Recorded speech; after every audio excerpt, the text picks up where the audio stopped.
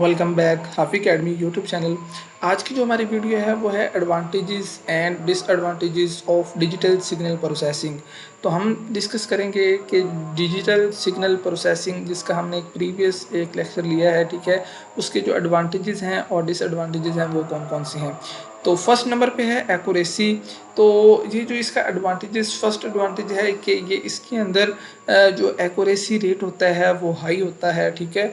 और दूसरे नंबर पे, सेकंड नंबर पे है फ्लेक्सिबिलिटी। फ्लेक्सिबिलिटी मतलब इसके अंदर हमें वेरिएशंस चेंजेस करने की जो है सलाहियत वो होती है। तीसरे नंबर पे थर्ड वन है फास्ट प्रोसेसिंग। ये जो डिजिटल सिग्नल प्रोसेसिंग का एक हमारे पास जो हमारे पास कैटेगरी होती है, सिस्टम होता है, वो फास्ट प्रोसेस करता है चीज़ों को। और फोर्थ नंबर पे हमारे पास है फ़िल्टरिंग, ठीक है। ये इसके अंदर नॉइस रिडक्शन हो जाती है, ये चीज़ों को फ़िल्टर करके स्मूथली हमें आगे प्रोवाइड करता है। उसके बाद आता है स्टोरेज एफिशिएंसी। इसके अंदर हमारे पास स्टोरेज की बहुत ज़्यादा एफिशिएंसी होती है। 6 नंबर पे है मल्टीपल फंक्शंस। इसके अंदर हमारे पास मल्टीपल फंक्शंस होते हैं कि मतलब हम वन टाइम पे मल्टीपल टास्क वर्क कर सकते हैं। 7 नंबर पे है रियल टाइम कंट्रोल। इसके अंदर हमारे पास रियल टाइम कंट्रोल होता है सर्कुलर ऑफ फॉर ऑटोमेशन, मतलब इसके अंदर हमारे पास ऑटोमेशन का एक सिस्टम होता है। 8 नंबर पे है सिग्नल एनालिसिस।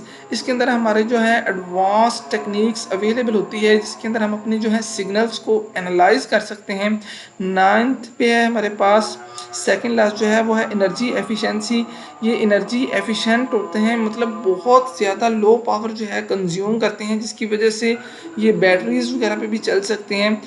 जो लास्ट वन है वो है wide applications use across industries, मतलब इसका जो हमारे पास यूज़ है वो वर्ल्ड वाइड होता है। हम इसे बहुत ज़्यादा यूज़ कर सकते हैं और इजीली यूज़ कर सकते हैं। ये हमारे पास से 10 एडवांटेजेस। और नेक्स्ट पे हैं हमारे डिसएडवांटेजेस, वो हैं क्वांटिटाइज्ड एरर, ठीक है। इसके अंदर हमारे पास क्वांटिटाइज्ड एरर आ जाते हैं, ठीक है। जब हमारे पास मल्टीपल टास्क होते हैं तो उसके अंदर एरर्स आने के चांसेस हो सकते हैं। सैम्पलिंग चैलेंजेस हो सकते हैं इसके अंदर। और उसके बाद थर्ड नंबर पे है कॉम्प्लेक्स डिज़ाइन, ठीक है। ये इसका जो डिज़ाइन होता है, इसके जो एल्गोरिदम होते हैं वो बहुत ज़्यादा कॉम्प्लेक्स होते हैं, वो आम जो होते हैं वो समझ में आने वाले नहीं होते। और फोर्थ नंबर पे आता है latency, processing delayed in real time. इनकी जो प्रोसेसिंग होती है वो रियल टाइम से डिले हो सकती होती है। फिफ्थ नंबर पे है हार्डवेयर कॉस्ट। इसके अंदर जो हार्डवेयर यूज़ होते हैं, ठीक है, उनकी जो कॉस्ट होती है वो हाई होती है, ठीक है। और इसका जो हार्डवेयर का जो सेटअप होता है, ठीक है, इसको डिवेल्प करने के लिए जो एक्सपेंसेस चाहिए होते हैं वो हमारे पास हाई होते हैं। 6 नंबर पे है लिमिटेड डायनामिक रेंज, ठीक है। इसकी जो है डायनामिक जो रेंज होती है वो लिमिटेड कम होती है, वो लिमिटेड होती है, वो कम होती है, जिसकी वजह से हमारी जो है इंफॉर्मेशन लॉस होने के चांसेस ज़्यादा हो जाते हैं, ठीक है। 7th नंबर पे है फाइनाइट प्रिसीजन, ठीक है, राउंड ऑफ एरर्स, ठीक है। ये इसके अंदर एरर्स होने के चांस हो सकते होते हैं, एरर्स अक्कर्स हो सकते हैं। Power consumptions, high power consumptions in hardware.